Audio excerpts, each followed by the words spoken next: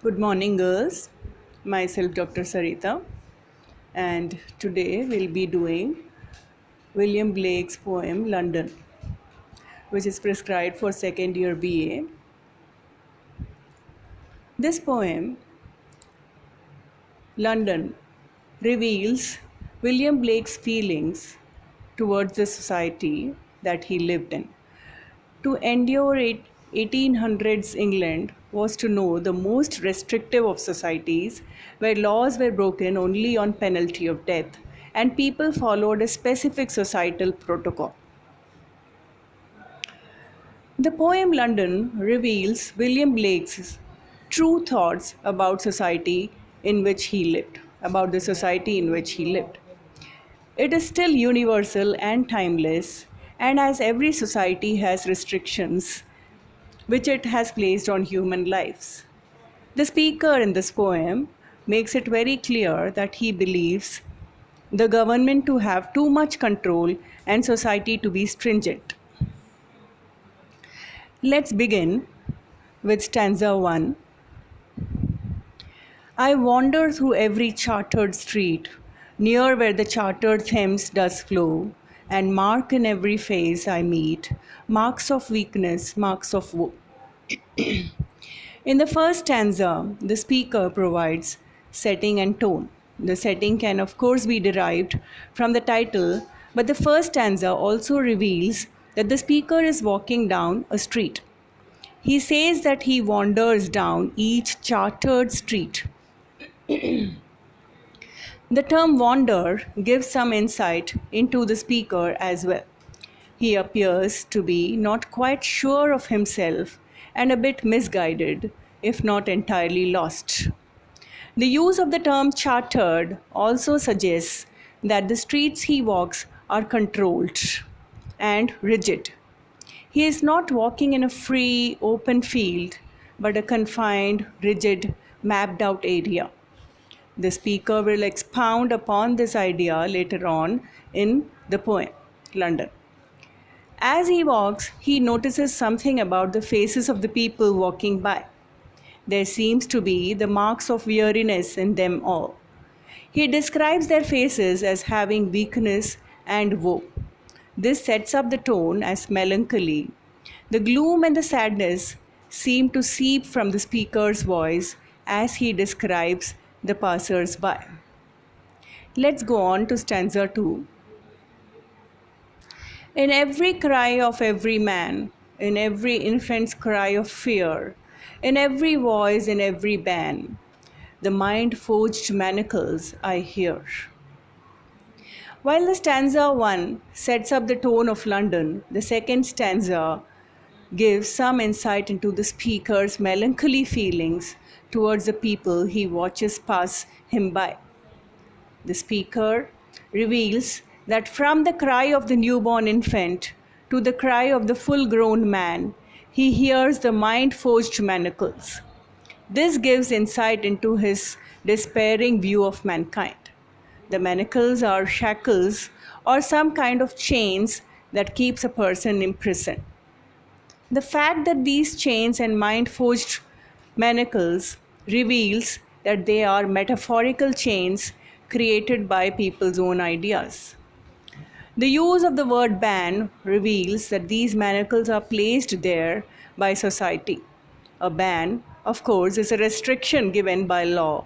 The speaker's use of words such as chartered, ban, and manacles reveal his belief that society metaphorically imprisons people. Suddenly, it becomes apparent that the thoughts, pressures, and ideals of society are under scrutiny here. I hope this one has been clear. Let's move on to stanza 3. How the chimney sweepers cry, every blackening church appals, and the hapless soldier's sigh runs in blood down palace walls. In this stanza, third stanza of London, the speaker digs even deeper into the reasons for his feelings towards humanity. He implies that the shackles worn by the people, and inflicted by society have some disastrous results. He begins with the chimney sweeper. The chimney sweeper was one of the poorest of society. His life expectancy was threatened because of his line of work. He was constantly dirty and sick. Those of the lowest class were forced into this kind of work in order to provide for their families. Then, the speaker criticizes the church, calling it blackening and claiming that even the church appalls at the chimney sweeper. Often, the chimney sweepers were just children. They were small enough to fit down the chimneys. These children were often orphaned children, and the church was responsible for them. This explains why the poet ties the chimney sweepers with the blackening church. The speaker then turns his attention to the hapless soldier. He has already criticized society, pointed out the misfortunes of the poor and the hypocrisy of the church, and now he will also criticize the government by suggesting that the soldiers are the poor victims of a corrupt government. He reveals his feelings towards war by describing the blood that runs down the palace walls. The palace, of course, is where royalty would have lived. Thus, the speaker accuses the higher up people in his society of spilling the blood of the soldiers in order to keep their comfort of living in a palace. I hope this is clear. Let's move on to stanza 4. But most through midnight streets I hear how the youthful harlots curse, blasts the newborn infant's tear, and blights with plagues the marriage hearse. In the final stanza, the speaker reveals how the corruptness of society attacks innocence. He says that he hears the youthful harlot's curse. The idea of a youthful harlot suggests the level of poverty and corruption that a girl who has yet a youth would be involved in prostitution. Then things become even more interesting as the speaker reveals the objects of the harlot's cursing. She curses at the tears of a newborn baby. This is the ultimate attack upon innocence. The speaker does not reveal whether the harlot is the mother of the baby or not, but he does imply that rather than comforting a crying infant, she curses it. This reveals the hardened heart of the harlot, which represents the hardened heart of society at large, while the innocent shed tears, the perverted attack them. The last line of the poem reveals the speaker's thought on marriage, marriage as well.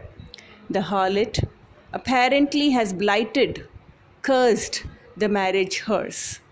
She has deranged marriage by having sold her body before ever entering into the marriage union. Although the speaker believes that the harlot or the prostitute has somehow damaged marriage, he also reveals his beliefs about marriage in the first place. The fact that he calls it a marriage hearse is a carriage which is used to carry dead bodies, reveals that he views marriage as death. Overall, the poem has criticized society, the church, prostitution, and even marriage. The innocent baby shedding tears represents those who are innocent in the world. They are few and they are scoffed at. They are also infants and are not left to be innocent for long. Their innocence is blasted by the cry of the perverted. Here the poem ends, but let me tell you a bit about the background of William Blake. William Blake was born near London in the late 1700s, which means that he lived in the 1800s when the ideals of society, British society, were restrictive and often overwhelming. He did not conform to these patterns, but rather found himself among other radical thinkers. At one point in his life, he was accused of speaking against the king. The penalty for this was severe, and Blake was distraught over the issue until he was finally acquitted. It is not surprising that he should revile such a strict government. The words of this poem, London, condemn every kind of organized religion and government while it reveals the human heart's longing for freedom. This much for today. Thank you.